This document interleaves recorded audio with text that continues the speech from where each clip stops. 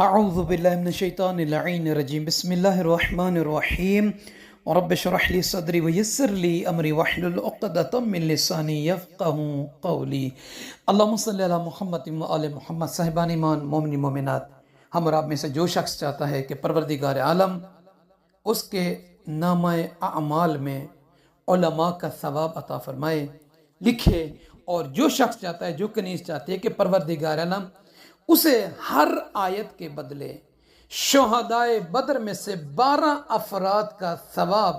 اس کے نامہ اعمال میں لکھے،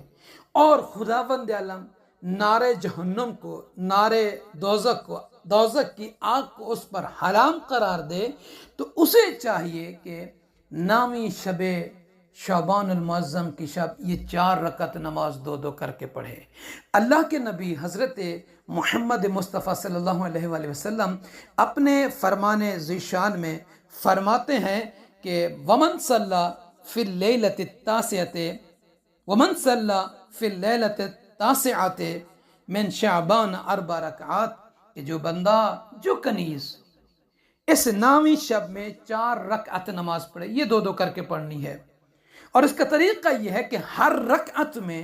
پہلی رکعت میں اور دوسری رکعت میں، سورہ الحمد کے بعد 10 مرتبہ سورہ نصر کی تلاوت کرے، یعنی پہلی رکعت میں اور دوسری رکعت میں سورہ الحمد مکمل کرنے کے بعد 10 مرتبہ اذا جاء نصر اللہ والفتح ورأيت الناس يدخلون في دين الله أفواجا فسبح بحمد ربك واستغفره انہو کان توابا کی 10 مرتبہ تلاوت کرے گا، تو فرماتے حرم اللہ جسدہ علی النار البتہ، یقیناً اللہ تعالیٰ اس نماز پڑھنے والے کے جسم پر نار جہنم کو حرام قرار دے گا، یعنی اللہ تعالیٰ اس کو جہنم کی آگ سے، دوزخ کی آگ سے محفوظ رکھے گا، بچائے گا، اس میں نہیں ڈالے گا۔ اور فرماتے ہیں دوسرا ثواب یہ ہے کہ وَأَعْطَاهُ اللَّهُ بِكُلِّ آیَةٍ ثواب 12 شہیدم من شہداء بدر، کہ جو شخص یہ نماز پڑھے گا، دوسرا اجر یہ ہے کہ اللہ اس کو ہر آیت کے بدلے 12 شہداء، وہ شہداء جو میدان بدر میں شہید ہوئے ہیں، ان کا ثواب اسے عطا فرمائے گا۔ تیسرا ثواب یہ ہے کہ اسے اللہ تعالیٰ علماء کا ثواب عطا کرے گا،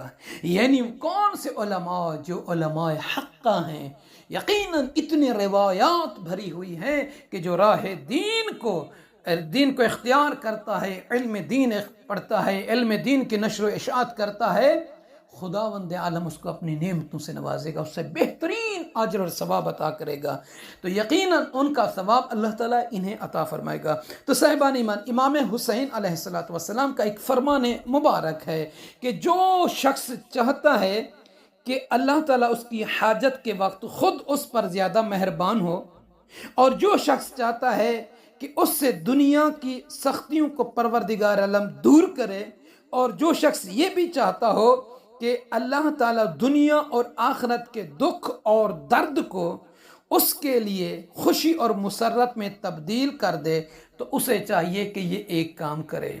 یہ کیا کام ہے؟ یہ کون سا کام ہے؟ فرماتے ہیں امام حسین علیہ السلام، من اراد اللہ تبارک و تعالی بالصنیعۃ الی اخیہ کافأہ بہا فی وقت حاجتہ وصرف عنہ من بلاء الدنیا ما هو اکثر منہ ومن نفس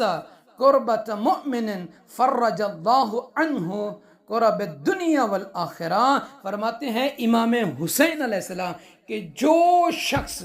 اللہ تعالیٰ کی خوشنودی کی خاطر اپنے مومن بھائی کے ساتھ بھلائی کرے گا، اللہ تعالیٰ اس کی حاجت کے وقت خود اس پر زیادہ مہربان ہوگا، اور اس سے دنیا کی سختیوں کو دور کر دے گا۔ اور جو شخص کسی مومن بھائی کے غم اور دکھ کو دور کرے، اگر کوئی پریشان ہے، کوئی دکھی ہے، تو اس کی اگر کہ دکھ کو اور غم کو پریشانی کو دور کرے گا تو امام حسین علیہ السلام فرما رہے ہیں اللہ تعالیٰ دنیا و آخرت کے دکھ اور درد کو اس کے لیے خوشی اور مسرت میں تبدیل کر دے گا۔ تو دعا کرتے ہیں کہ پروردگار عالم تمام مومنین و مومنات کی پریشانیوں کو، دکھوں کو، غم کو دور فرمائے، اور جو صاحب استطاعت ہیں خداوند عالم ان کی استطاعت میں کار خیر میں اضافہ فرمائے، اور ان کے دل میں یہ شوق